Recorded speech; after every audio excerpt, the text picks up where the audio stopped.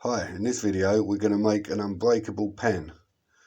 Now, about a year ago I was working in delivering frozen foods, and it involved carrying heavy bundles of food around, and you break your pen. In the first month I used 4 pens. So what I did was I just come home and I made myself a little wooden pen, this one, and it lasted about 4 months until some of the customers started annoyingly pulling the inside of the pen out. So then I thought to myself, I've got to make a better one with a better end on it. So I come up with a pen similar to this. And these pens, wherever I went, wherever my delivery took me, someone wanted one of these pens. So I ended up giving about 5 or 10 of them away. And they're really popular pens. Then I decided to try and make them and sell them. And I made them. I made the stand, but I'm not a very good salesperson, so I never sold any.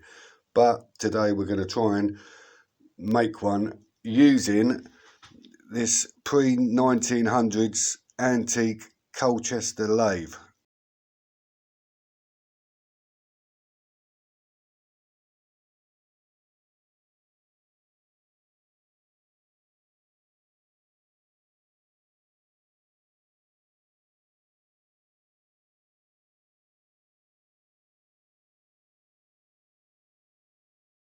And it's a beautiful bit of machinery which I just restored.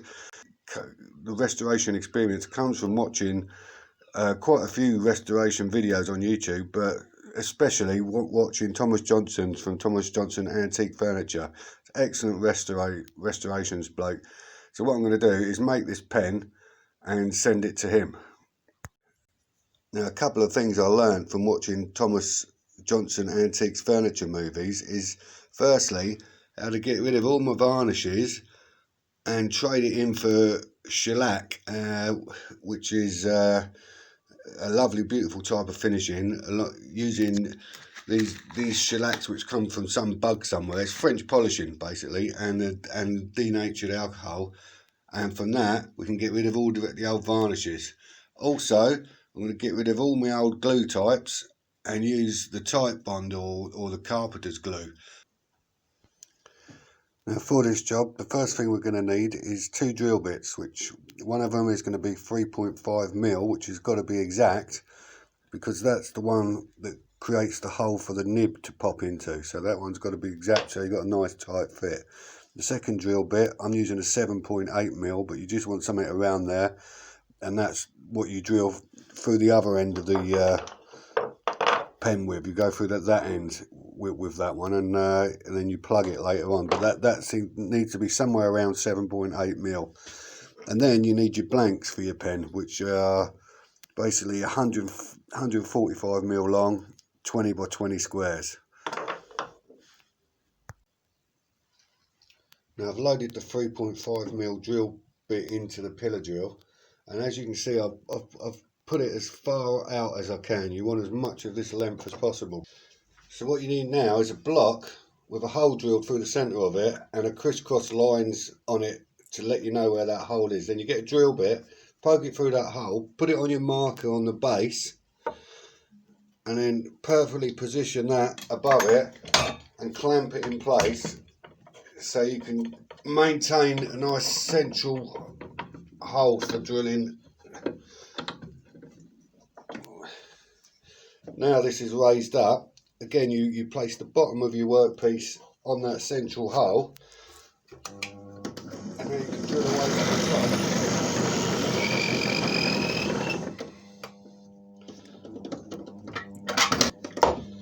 top. As you can see, I have to bump start my drill by hand.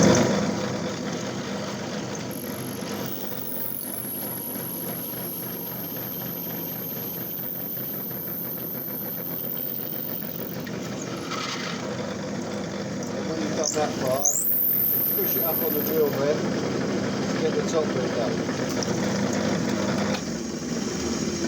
Now swap your drill bit from the 3.5mm bit to the 7.8 or thereabouts. I think 7.8 is about right because you need a decent hole going through the pen so the pen can breathe through its breathe hole and stuff, but you also don't want it to be such a big hole that the pen loses strength. I actually dropped one of these on the floor and forklift run it over completely, and it didn't break. I could not believe it. But so they are good.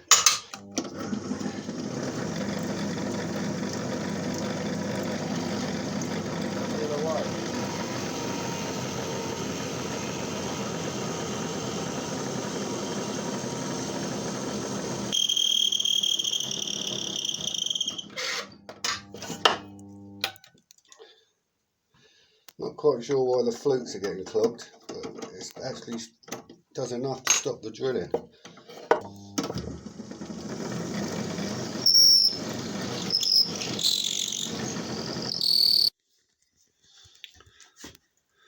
And once you've drilled your hole through both ends, you should be able to see daylight down the central hole.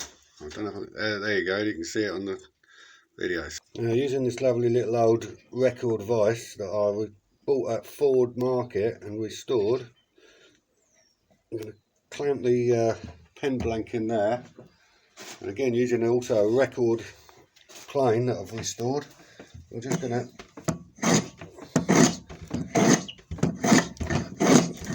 go around, knock off all four corners.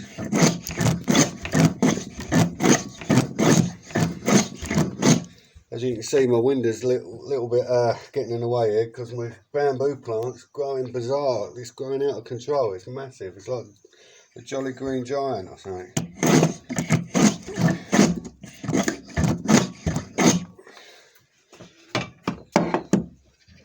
Okay, so you can see it just knocking off the corners, and then I'm going to go around, do all four corners, and eventually you'll end up with a blank like that.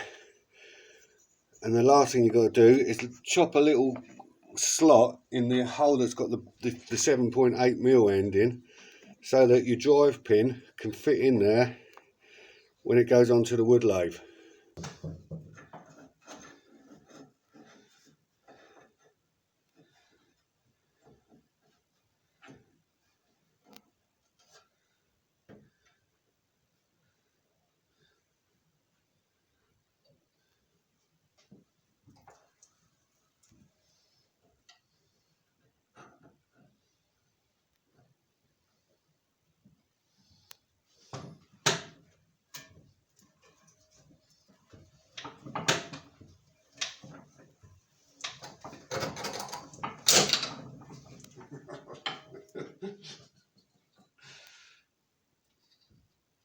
Crack down the middle of that one. It's a complete crack right down the middle, both sides.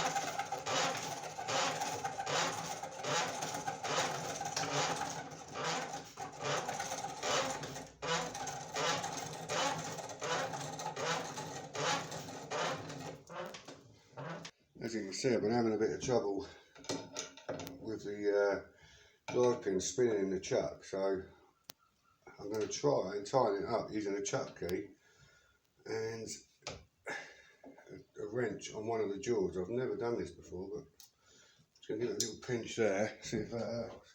Technically, I think that's probably wrong. I don't think you should be sticking it in an adjustable spanner on one of the jaws, but anyway, let's see what happens.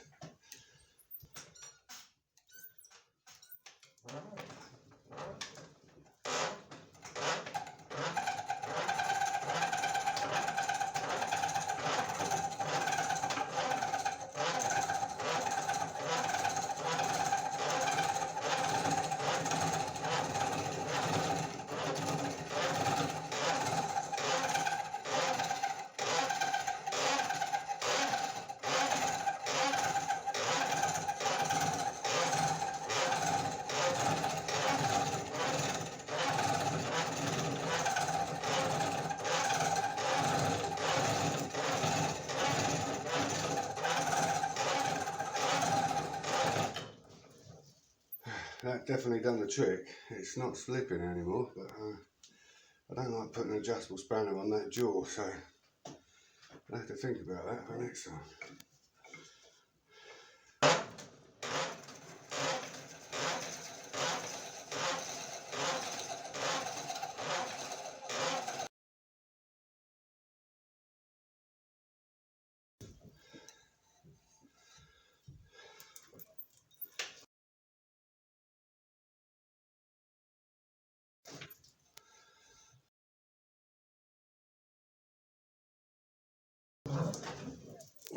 I need a little chisel here, getting in, got to get as close into the drive pin as possible there. So you need as much length as possible, otherwise you have to snip the end off the plastic of the pen.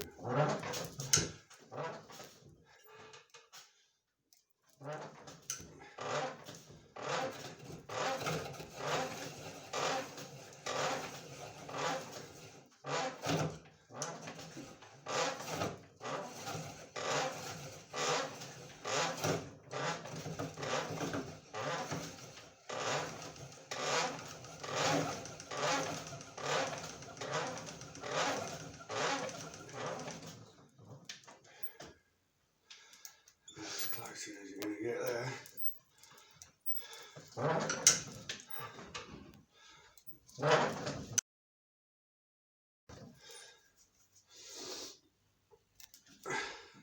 As close as I can to the nib.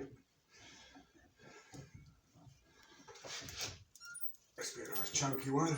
Nice bit of knot in the middle of it as well.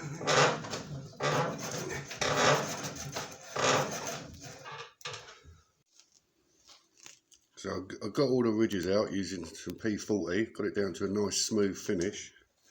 I'm now going to finish up with a piece of 180 and then even smoother a piece of 400 to give it a total finish ready for shellac.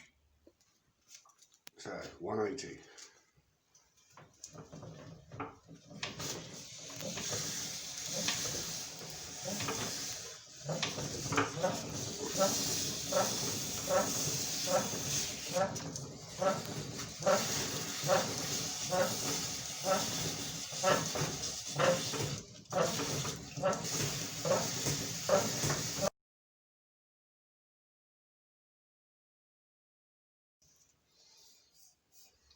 I'll finish off with a nice bit of 400.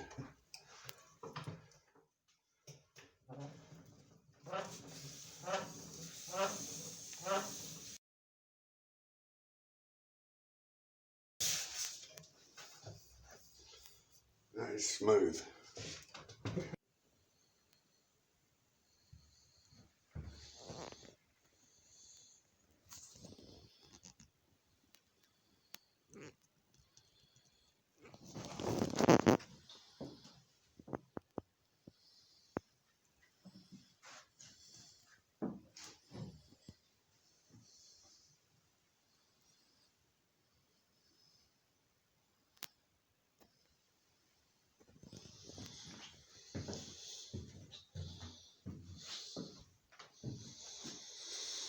Here we have a collection of pens that I've just made on the Britannia Colchester, possibly as early as 1880 wood lathe. I think these pens are in oak and ash, and I've made a few small little dowels there which are going to go in the bases of the pens.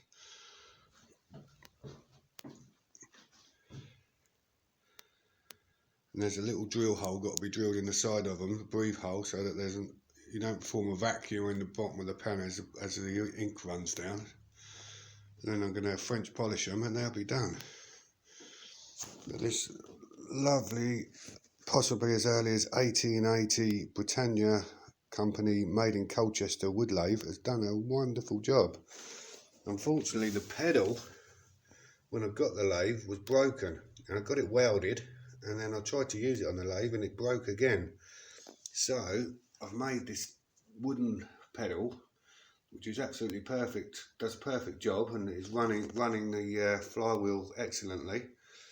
It's been no problems at all. So when I use the lathe, I'm going to keep that wooden pedal on it, but when I use the lathe for like exhibition purposes or just for show, I'm going to put the metal one back on it, and I probably won't use it again, even though it might last now because it was TIG welded this time, so it should be stronger. But because it's so old, they call it pig iron, and it's difficult to weld apparently. But it might be good for use, but it's definitely good for show. Also, the base of the lathe, even though I made it out of a solid thick oak work surface, for some reason it's curled up on this end. See the wedges under the end there? Now it could be because I didn't varnish the back side of it and it's absorbed moisture, but I'm not quite sure if it's that or it's just the load of the entire lathe, because it's quite heavy, a lot of old metal there. Maybe it's something to do with the loads and that, but I'm not sure why it curled up. But anyway, I'm going to have to put it on some RSJs, clamp it down and try and straighten it back out, sort of do the RSJs up quarter of a turn every couple of days or something until it's flat again. But, so there's a little bit more work to do on it, but it's, to be honest with you, it's done an absolutely wonderful job of turning these pens, and it's an absolute pleasure to work on. Now I've decided to trim off the end before I'm going to plug it on all of them, so it's probably easier to do it that way around. So just going to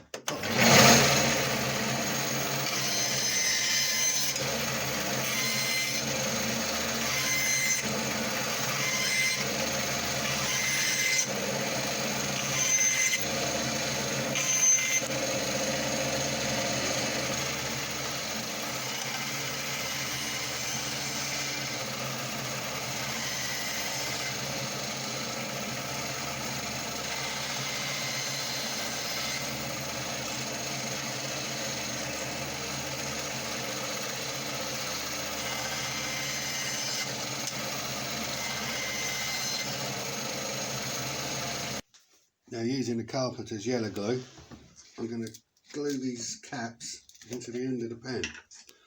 Starting with this lovely oak one on the end here, it's probably one of the best ones. Make sure the caps fit nice and tightly before you glue them, and then just put some nice amount of glue around the inside. Also put some on the cap itself.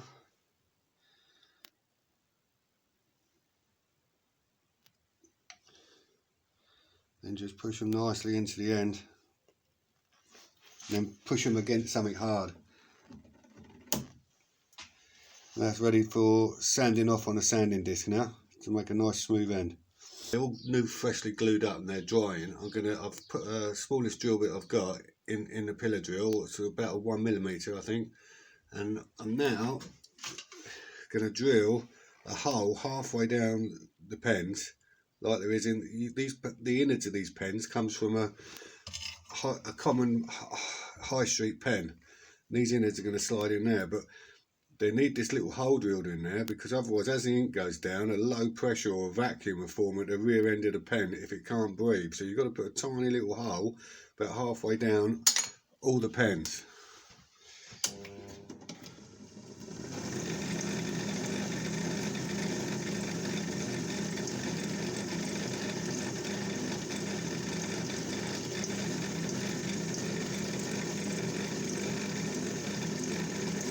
once you've drilled the breathe hole in the pen, and once the glue's dried, then you can round off the end just using a sanding disc and finish it off with your 2 different grades of smooth sandpaper, and then your pen is ready for the French polishing.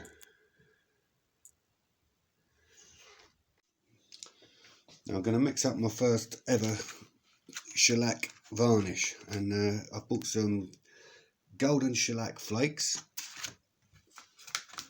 some seed lac, which is a darker, more grainy type of lac, and some de-waxed shellac block. I bought a starter pack for 13 quid off of eBay, along with a 10 quid bottle of denatured alcohol off of Amazon. Now I'm going to just do a simple mix. I'm going to put about 1/3 of the flakes and then 2/3 of the alcohol and mix it for my first mix. I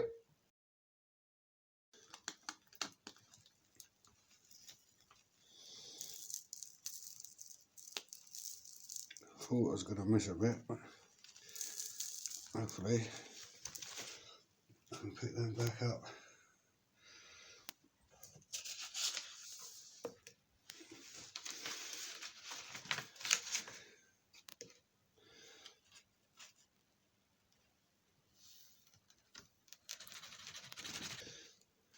That'll do, and then I'm just going to pour about twice that much of the denatured alcohol.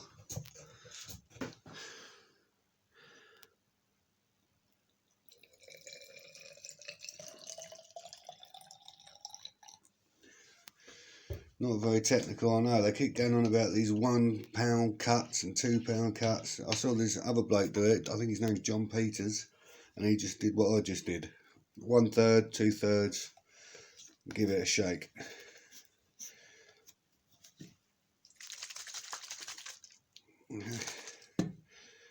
That's it, and that should be enough to do 10 pens, I should imagine.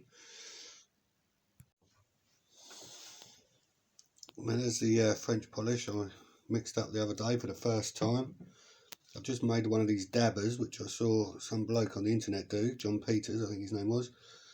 I'm going to use that to dab the French polish onto these 7 new lovely pens. They've just had the last couple of sanding techniques, finished off with 400 grit. And then when you hold these pens, it's probably good to put the 1mm drill bit back in the side and hold them by the 1mm drill bit, because then you can get all round with your varnish or your polish. And I'm going to put some French polish inside the front end to make it a little bit tighter, because they're a little bit loose at the moment, so I'm hoping the French polish will sort that out. So, first time French polish. Start by putting it inside the front end.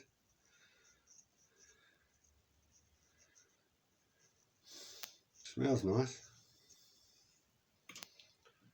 Then I'm going to use the dabber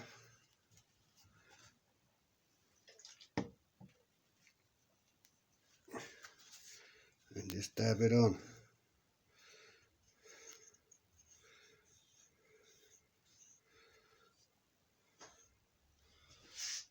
Interesting, it's the first time I've done this. Let's get some more of that on there.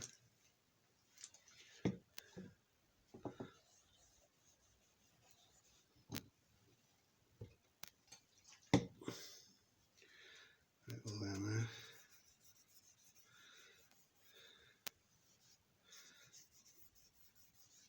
I think you need two coats of this with a sanding in between. Finish off with a beeswax.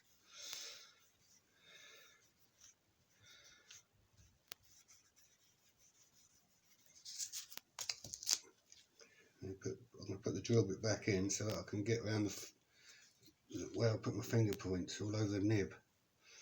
There you go. And there's the first one, first coat of French polish. Put it back on a nail.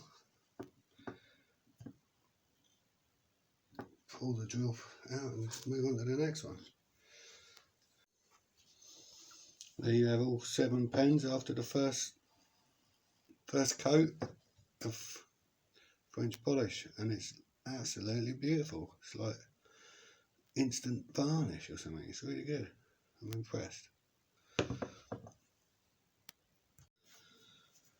Now we have the 7 pens after a second coat of shellac, and they've been left to dry all night. And then for my final first for this movie, I'm going to use beeswax. I've never used this before in my life either.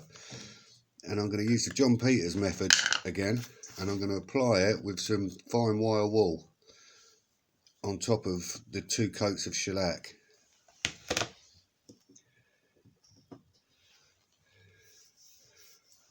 And John Peters said, just gently rub it up and down the grain.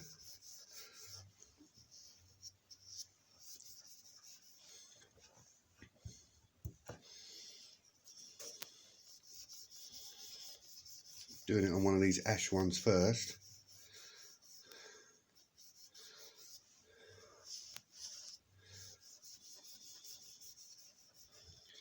I'm not sure that shellac and beeswax is the best finish for this type of work. It's ideal because I want to send one of these to Thomas Johnson in America, and he taught me how to use the shellac and the yellow glue, so it's a perfect finish for him. But if you was going to use these pens for what they were originally designed for, tough work like manual work where there's a chance your pen's going to get damaged, then you'd probably be better off coating them in a really tough polyurethane varnish such as floor varnish or something.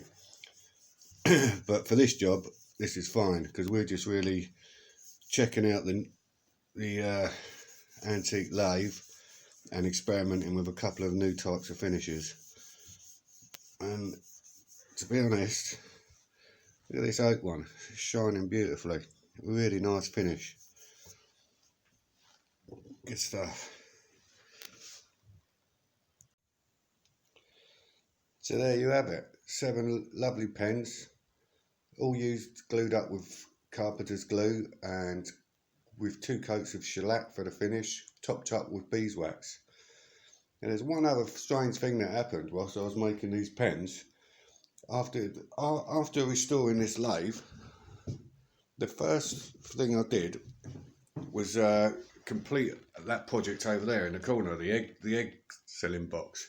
I came back to this lathe, done my first bit of turning on it, went to bed, and then I watched this movie, Adam Sandler, the Cobbler, and to my amazement, the whole movie actually focused around a Treadle sewing machine, and there was me just restored my Treadle Wood Lathe. On the first day I used it, I accidentally bumped into this movie and see Adam Sandler making a film about this incredible Treadle sewing machine. What a coincidence. So what I'm thinking is, if you've seen that film, you know the magic that comes out of his Treadle sewing machine. It might be in these pens. So if you're going to write something, write from your heart, because these pens might be more unbreakable than you can imagine. Thanks again.